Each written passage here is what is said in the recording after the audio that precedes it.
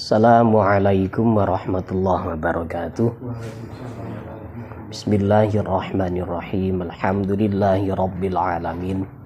Wassalatu wassalamu ala asyrafil anbiya'i wal mursalin Sayyidina wa maulana Muhammadin wa ala alihi wa sahbihi wa barik wa sallim ajma'in.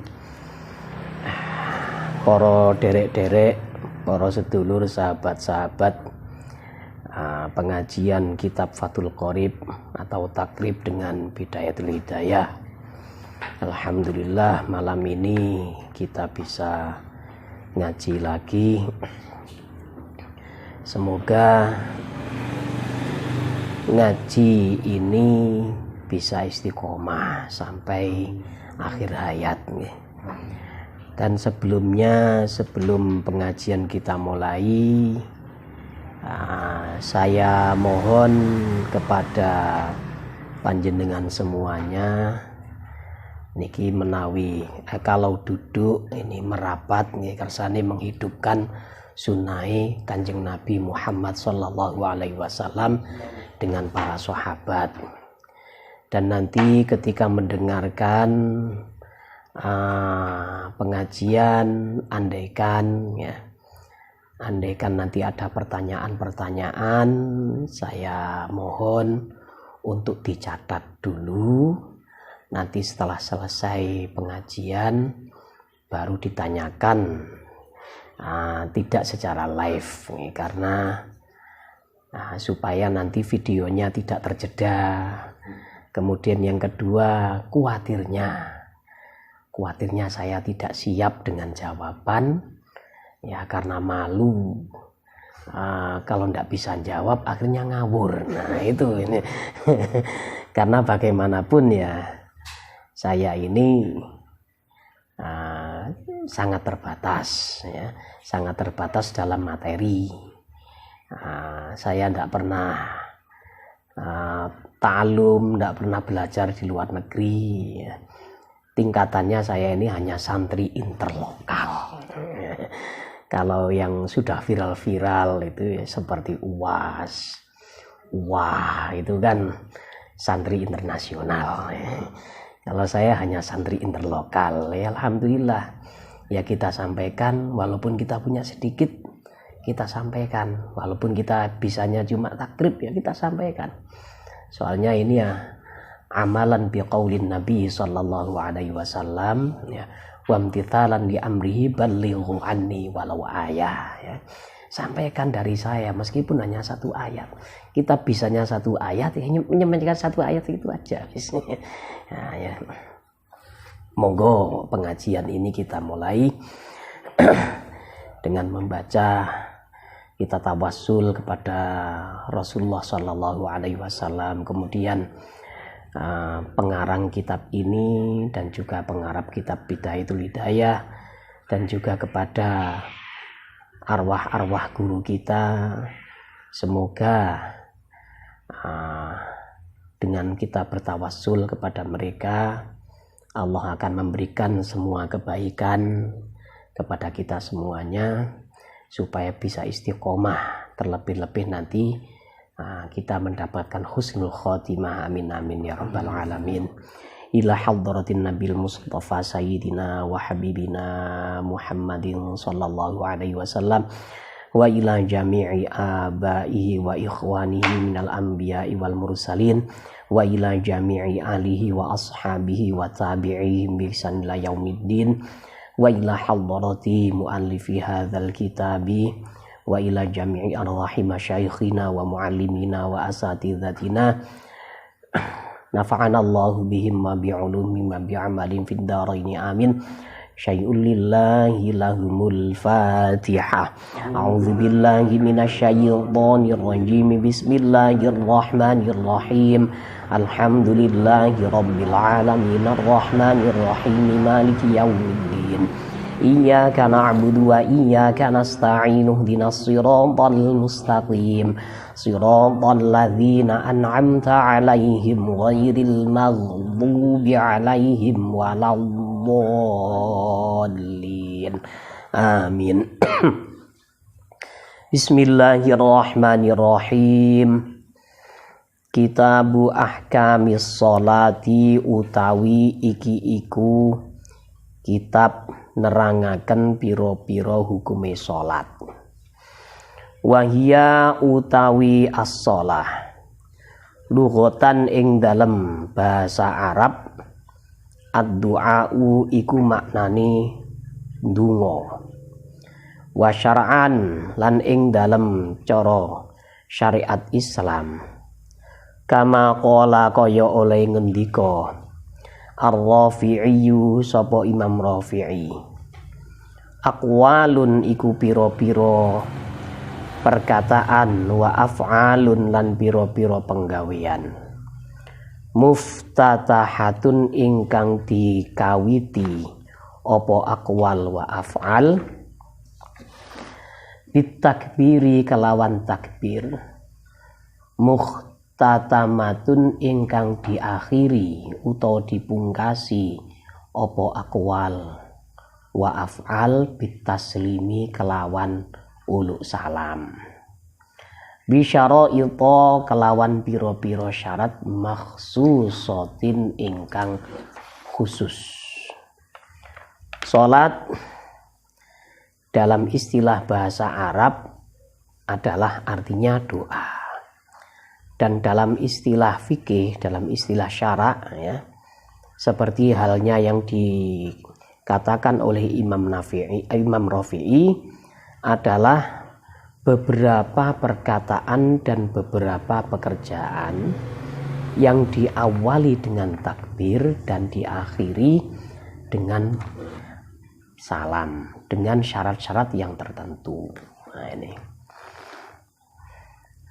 as-sholatu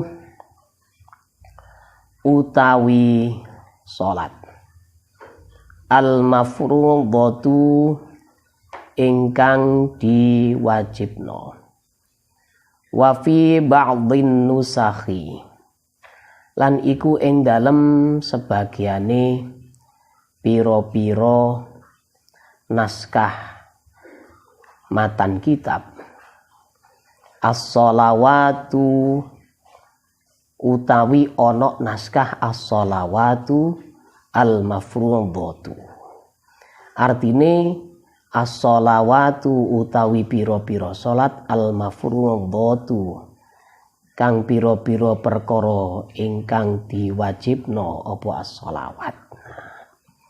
Khamsun iku ono 5 ya. Yajibu ingkang wajib kulun apa saben-saben swiji minha saking as-shalawatul mafruḍat bi awwalil waqti kelawan kawitane waktu wujuban kelawan kewajiban muwassa'an ingkang diperluas ila ayyabqa tumeka yen to tersisa minal waqti saking waktu ma opo perkara tegese waktu ya sa'u kang memuat apa ma ha ing as-shalat fayadhiqu mongko dadi sempit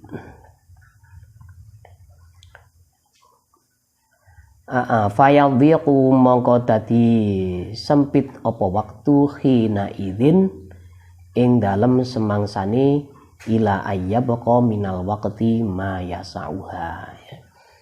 Jadi sholat yang diwajibkan ini ada 5 ya. Bagi siapa saja ini sholat itu diwajibkan? Bagi seorang muslim yang sudah baligh dan berakal ya. Dan di sini di dalam syarahnya diterangkan ya, tidak ada uzur sama sekali untuk orang meninggalkan sholat ya, selama dia masih berakal. Nah, tidak ada uzur sama sekali, jadi tidak ada alasan. Nah, kadang-kadang kan ada orang meninggalkan sholat gara-gara bepergian.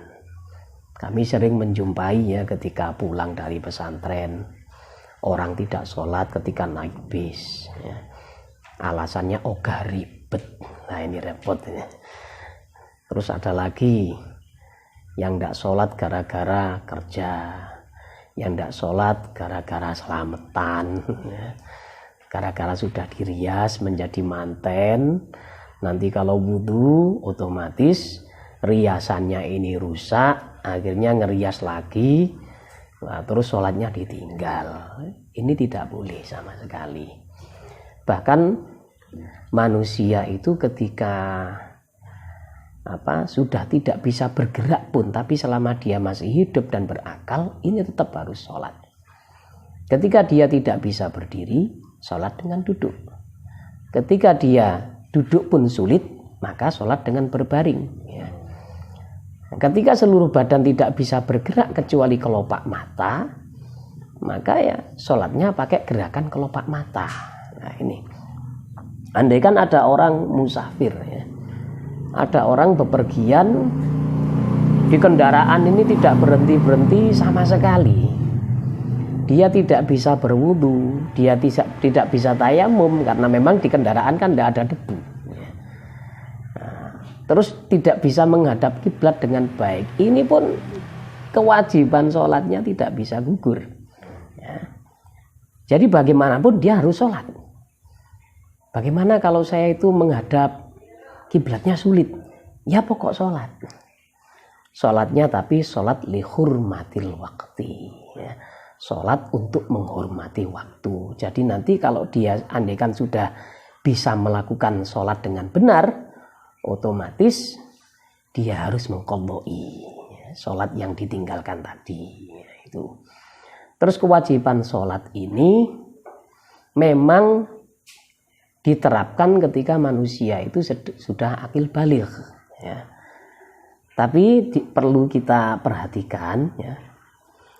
Ada anak umur 15 Hijriah ya. Dia ini disuruh sholat di umur itu ya.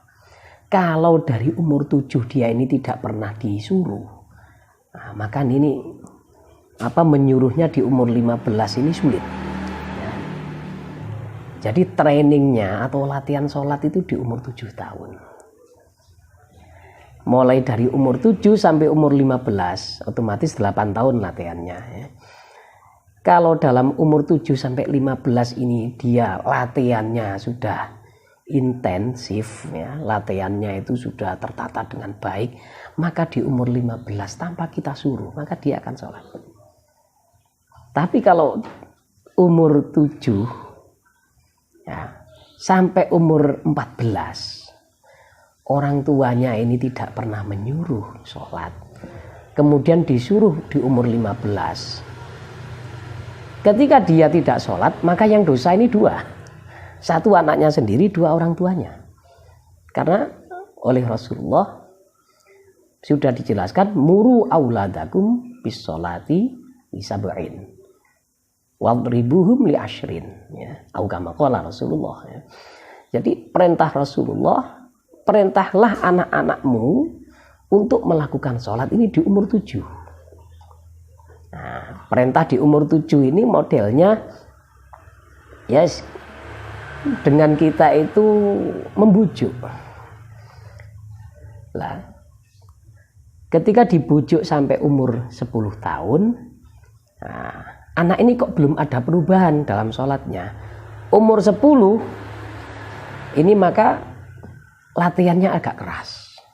Kalau dia sampai meninggalkan sholat di umur 10, maka orang tua harus memberi hukuman fisik. Hukuman fisik berupa pukulan atau berupa jeweran dengan syarat ghairu mubarrih ya, dengan syarat tidak melukai ya. Jadi hukuman ini memberikan efek jera dan tidak sampai terluka ya. Ya otomatis sebagai orang tua kalau memberikan hukuman kepada anaknya untuk masalah meninggalkan sholat ini, ya dikira-kira bagaimana anak ini bisa jera. Jangan sampai nanti hukumannya keterlaluan.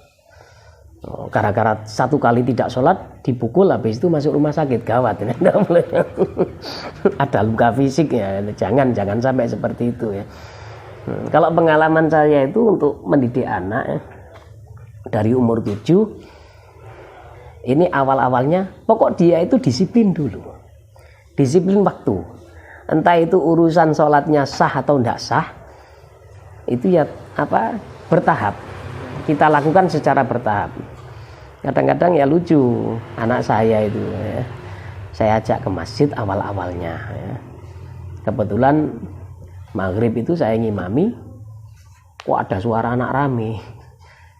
Ternyata setelah salam ya anak saya sendiri. Tidak masalah ini. Pokoknya kita itu memberikan pendidikan di umur 7 itu bagaimana anak ini bisa tahu waktu sholat awalnya. Setelah itu kita beri nasihat, nanti ikut sholat, kalau tidak ikut sholat bahaya, bisa masuk neraka ya. Kita beri ucapan-ucapan seperti itu. Akhirnya dia mau sholat ya, sholatnya ya awal-awalnya ya nggak karu-karuan ya, gerak-gerak atau bagaimana. Mubtilatus sholah itu yang membatalkan sholat diterjang semuanya. Bahkan ya ada kejadian yang agak lucu ya. Ketika tahiyat akhir, salamnya tahiyatnya ini lama. Ini anak ini sudah kebelet kentut. Akhirnya ngomong, aduh ayah sholatnya kok lama sih, tut keluar. Ini tidak masalah, dia anak di umur 7 ya. Nah, kita memberikan pendidikan, memberikan pengertian dan pengajaran tentang sholat ini kan tidak langsung anak itu umur 7 langsung sholatnya baik, langsung benar, langsung sah syar'an misalkan ya, sah dalam syariat Islam kan tidak bisa. Anak kan kemampuannya kan ada usianya ya. Di usia itu anak ini masih baru belajar ya, baru belajar menjalankan syariat. Nanti kalau kita paksa dengan dengan cara yang sangat ketat, akhirnya anak ini terus ada tekanan ya. Ada tekanan, akhirnya dia ini bisa bosan atau bisa kapok, kadang-kadang seperti itu, merasa keberatan ya. Maka kita berikan pendidikan ini secara bertahap ya. Jadi waktunya yajibu kullun minha bi awalil waqti. Setiap sholat 5 waktu itu kewajibannya masuk ketika awal waktu, dengan kewajiban yang dilonggarkan ya.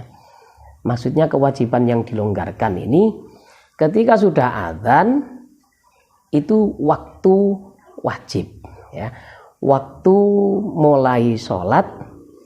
Dan ketika sudah masuk waktu sholat, dia ini diperbolehkan 2 hal, langsung menjalankan sholat, atau yang kedua, dia ini ketika sudah masuk sholat ini ada azam untuk melakukan sholat nanti setelah berapa jam kemudian ya. Pokoknya nggak kehabisan waktu ya. Jadi ketika sudah masuk waktu sholat, kewajiban seorang muslim adalah pertama melakukan sholat secara langsung.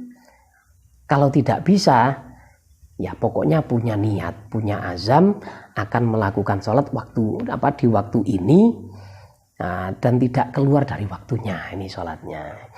Jadi kewajibannya tidak harus seketika azan langsung sholat, tidak harus begitu ya. Jadi kewajiban yang dilonggarkan, masih diberi waktu yang agak panjang ya.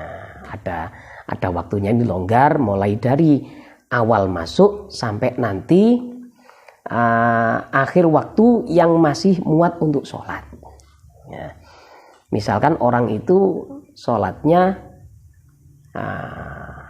misalkan sholat isya ya. Sholat isya ini kalau dilakukan dengan, atau sholat maghrib kalau dilakukan dengan santai, ini bisa mencapai 10 menit orang sholat itu.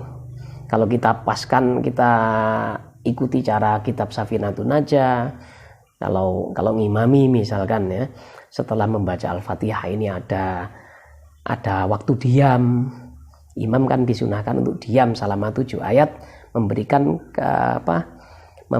kesempatan kepada makmum untuk membaca surat Al-Fatihah. Kemudian ketika makmum sudah selesai, imam kan membaca surat setelah Fatihah ini gunanya supaya didengarkan dengan maksimal oleh para makmum. Nah, kalau kita lakukan betul, kita sholatnya ini dengan tenang, bil khudhu'i wal waqar, ya, maka sholat ini insya Allah biasanya 10 menit. Jadi waktu yang waktu jawas tanpa kemakruhan, ya, ini ketika azan sampai akhir waktu yang masih bisa dibuat sholat, ya, masih dibuat sholat berarti 10 menit sebelum waktu sholat yang lain masuk, ya. Jadi dari azan, dari awal masuk waktu sampai 10 menit sebelum waktu yang lain ini masuk, ya. Kalau sholat tercepat 4 rakaat misalkan, ya, tercepat ini mungkin sekitar 4 menit, ya. Berarti mulai dari awal waktu sampai 4 menit menjelang azan sholat berikutnya, nah, ini waktunya seperti itu, ya. Waktu jawasnya itu sampai sebatas itu. Nah, kalau sampai dari azan orang ini tidak sholat, akhirnya, ya, dia mungkin sudah azam, sholatnya nanti saya tidak langsung sekarang, nanti aja wis. Ini wajib, orang punya azam seperti itu wajib. Nah, ya, nanti wis, mungkin sekitar jam berapa nanti. Ternyata dia lupa. Akhirnya apa? Waktunya ini tinggal 2 menit menjelang azan untuk waktu sholat yang berikutnya. Maka 2 menit ini kan tidak cukup untuk sholat 4 rakaat misalkan, ya. Tidak cukup misalkan untuk sholat asar. Maka ini waktunya menjadi waktu tahrim, waktu yang diharamkan. Mengundur sampai waktu seperti itu diharamkan. Nah, ini. Tapi kalau menunda sholat sampai misalkan tadi 4 menit, ya, 4 menit sebelum masuk waktu sholat yang lain, ini masih ada jawas, ya, waktu yang diperbolehkan. Dan ini bukan untuk orang yang lupa, ya. Kalau orang yang lupa itu tidak ada hukum, ya. Ya, kami pernah lupa, ya, ketika di pondok biasanya asar itu ikut jamaah di masjid, ya. Lah ketika hari Jumat saya dapat kebagian piket masak, ya. Pas goreng-goreng adzan asar, tidak bisa saya tinggal. Kalau saya tinggal nanti kawan-kawan santri yang lain ini, ya, pasti makan tempe gosong. Akhirnya apa? Dibiarkan sudah. Saya azam nanti sholat setelah masak, ya. Lah, karena istiqomah jamaah asar, setelah masak lupa kalau belum sholat. Akhirnya apa? Ingatnya itu setelah 10 menit sebelum maghrib. Astagfirullah, saya kan tadi belum sholat, ya. Andai kan sampai maghrib saya tidak ingat misalkan, ya, maka tidak ada dosa. Karena apa? Lupa gara-gara masak tadi, ya. Nah, ini kalau lupanya gara-gara itu, atau tidurnya tapi belum masuk waktu, ya. Misalkan tidurnya sebelum asar, kemudian ya mungkin habis ronda malam, saking enaknya tidur, mimpi bertemu bidadari atau ular anaconda, akhirnya smackdown. Nah, terus dia bangunnya kok maghrib. Nah, ini tidak jadi masalah, ya, tidak jadi dosa, tapi qadha-nya tetap wajib, ya. Nah, ketika sholat sudah lewat, aduh saya tadi tidak sholat gara-gara tidur, ya sudah lewat, tidak ada qadha, ya, tidak begitu, ya, karena Rasulullah dulu juga pernah sholat qadha, ya. Ini az-zuhru rupane salat zuhur. Ai salatuhu tegese salat zuhur. Kala ngendika sapa An-Nawawi sapa Imam Nawawi. Sumiyat diarani apa salat bidzalika kelawan mengkono-mengkono adz-dzuhri. Li annaha karena sak temene salatul dzuhri zahiratun iku jelas wasaton nahari ing dalem tengah-tengahe awan, tengah-tengahe rino ya. Dinamakan salat zuhur karena pekerjaannya ini terlihat jelas di tengah waktu siang ya. Wa awwalu waqtiha utawi awal waktune salat zuhur zawalus syamsi iku lingsire srengenge.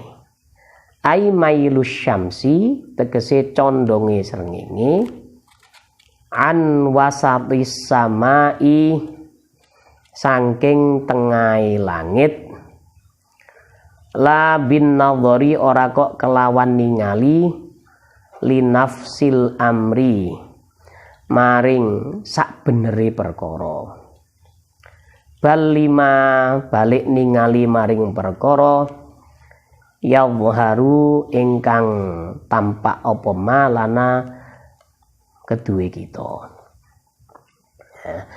Awal waktu zuhur itu adalah ketika matahari sudah tergelincir dari tengah langit ya.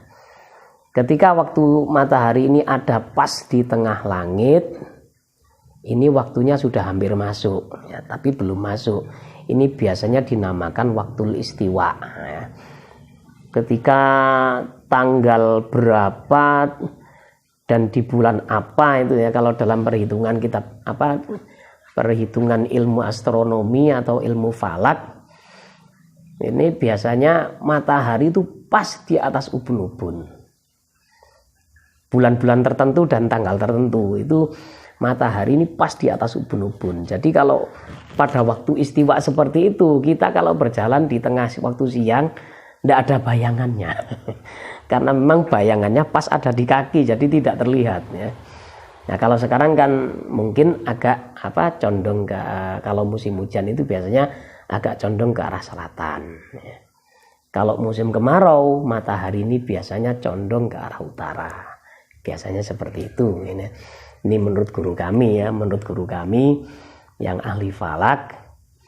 Jadi kalau beliau itu membuat patokan kapan ini musim kemarau, kapan ini musim penghujan, beliau ini pasti melihat matahari, oh sudah condong ke arah selatan, berarti sudah waktunya waktu penghujan ya. Pernah suatu ketika itu ada kawan-kawan ya, ini menjalankan sholat istisqa ya. Karena di daerah kami, daerah Sarang Rembang, daerah pesantren kami itu di samping airnya langka, kadang-kadang ini juga kemaraunya terlalu panjang. Sampai santri-santri putri itu jerit-jerit sampai tayamum karena kehabisan air. Ya di Sarang Rembang ya tidak boleh tayamum ya. Karena 100 meter dari bibir pantai. Airnya stoknya tidak akan berkurang ya. Cuma air asin itu aja. Nah ini ketika ada kawan-kawan itu menjalankan sholat istisqa, guru saya ini melihat ya, matahari ini masih ada di sebelah sana, masih ada di sebelah utara. Jadi kalau sampean sholat istisqa, ini kalau hujan mau cepat turun kelihatannya secara kita tidak mendahului takdir ya, kayaknya agak jauh gitu. Jadi istisqa itu dilakukan ya kalau kata guru kami ya, ketika matahari sudah ke arah selatan, sudah condong ke selatan, terus nggak hujan-hujan, itu baru kita sholat istisqa ya, karena sudah waktunya lah ini. Nah, jadi matahari ketika pas ada di tengah, ini waktunya waktu istiwa. Nah, ketika tergelincir ke arah barat, ini otomatis waktu zuhur sudah masuk ya. Waktu zuhur sudah masuk. Lah, terus kita mengetahui tergelincirnya matahari ke arah barat itu apa harus secara hakikat sebenar-benarnya? Yes, pokoknya ya tampak itu aja. Yes. Kelihatannya kok sudah tergelincir ya sih, tidak usah dipersulit ya. Karena kalau kita mempersulit nanti ya capek sendiri. Lah siapa mau mandang matahari lama-lama? Diteropong ya terbakar nanti matanya. Karena panasnya bukan main ya. Jadi agama itu mudah ya. Agama itu mudah, jangan dipersulit. Kalau dipersulit nanti kalah sendiri ya. Nah, pokok kelihatan tampak agak ke sana, tidak harus diukur dengan dengan akurat, ini tidak harus ya. Nah, jadi kalau diukur dengan akurat harus pas gini nanti kesulitan sendiri. Nah, dalam contoh lain misalkan ya, kita makan heci. Heci ini bahasa Lumajang ya. Kalau bahasa Jember katanya Hongkong. Terus kalau bahasa Sarang ini namanya OT-OT. Terus ada yang mengatakan bakwan ya. Nah, ini kita kalau melihat heci itu saja secara zahir kita tidak pernah melihat heci ini nyemplung ke tempat najis, ya sudah kita makan ya. Maka mudah agama itu. Ini halal, ya sudah halal. Tidak usah kita harus teliti. Aduh, ini tadi hecinya yang goreng orangnya bagaimana? Orangnya nanti airnya mengambil dari mana? Kemudian wajahnya sudah dicuci atau belum? Kemudian mau makan heci satu tidak jadi ya, gara-gara apa? Terlalu dipersulit. Ya. Ada ya kawan-kawan yang kayak gitu itu di pondok itu ada ya. Bahkan aneh ya. Sampai tidak mau kawan-kawan di kita itu sampai tidak mau makan makanan di tempat umum ya. Harus buat sendiri supaya terjamin kehalalannya. Bahkan yang aneh lagi itu ya, entah ini nemu hadis dari mana ya. Orang kalau bisa bisa bicara bahasa Arab kok tidak berbahasa Arab, maka dia ini dosa, katanya gitu ya. Akhirnya kemana-mana bahasa Arab, ketemu dengan orang bahasa Arab ya, yang diomongi yang domblong. Oh, apa itu? Alah, mau ngopo toh? Matur suwun Mas Arif, ini ikon kita ya. Ngopi santai nih, monggo kopi ini dinikmati. Nah, nih. Wa yu'rafu lan dikaweruhi. Dzalikal mailu apa mengkono-mengkono condong bitahawulil dhilli kalawan